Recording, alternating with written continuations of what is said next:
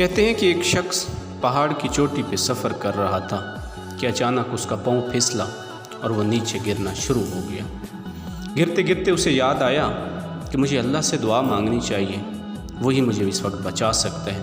تو اس نے اللہ کی بارگاہ میں دعا کی اور عرض کیا کہ یا میرے مالک، یا میرے پالنے والے، یا میرے رب، مجھے بچا لے، میں تیری مخلوق ہوں۔ تو وہ شخص کسی طرح سے ایک درخت کی ٹہنی پکڑنے میں کامیاب ہو گیا۔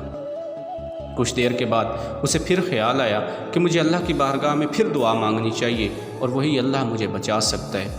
تو اس نے پھر دعا مانگی اور عرض کی کہ یا میرے مالک، یا پالنے والے، یا میرے رب، میری مدد فرما، مجھے بچا لے، میں تیری مخلوق ہوں۔ تو کچھ دیر کے بعد اسے پہاڑ کی چوٹی پر کسی شخص کے چلنے کی آواز آئی۔ تو اس نے پوچھا کہ آپ کون ہیں؟ جواب آیا میں اللہ کی مخلوق ہوں، یہاں پہ کیا کرنے آئے ہیں؟ اس نے پھر پوچھا، جواب آیا کہ میں آپ کی مدد کے لیے آیا ہوں۔ اس نے کہا تو پھر میری مدد کیجئے۔ جواب آیا کہ میرے ہاتھ نہیں ہیں، میں آپ کی مدد نہیں کر سکتا، میں آپ کو صرف مشورہ دے سکتا ہوں۔ تو اس شخص نے کہا کہ تو پھر مجھے مشورہ دیجئے، کیا مشورہ ہے آپ کا؟ اس نے کہا کہ آپ اپنے ہاتھ چھوڑ دیں، آپ کی جان بچ جائے گی۔ اس شخص نے کہا یہ آپ کیسی بات کر رہے ہیں؟ میں اس وقت پہاڑ کی چوٹی اور زمین کے درمیان لٹک رہا ہوں، اگر میں نے ہاتھ چھوڑ دیا تو میری موت واقع ہو سکتی ہے۔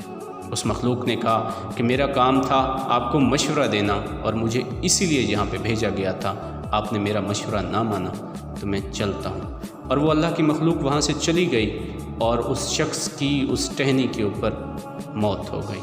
لیکن صبح وہاں کے لوگوں نے ایک عجیب ہی منظر دیکھا کہ درخت کی ایک ٹہنی کے ساتھ ایک لاش لٹکی ہوئی ہے جو محض زمین سے 2 فٹ کے فاصلے پر ہے۔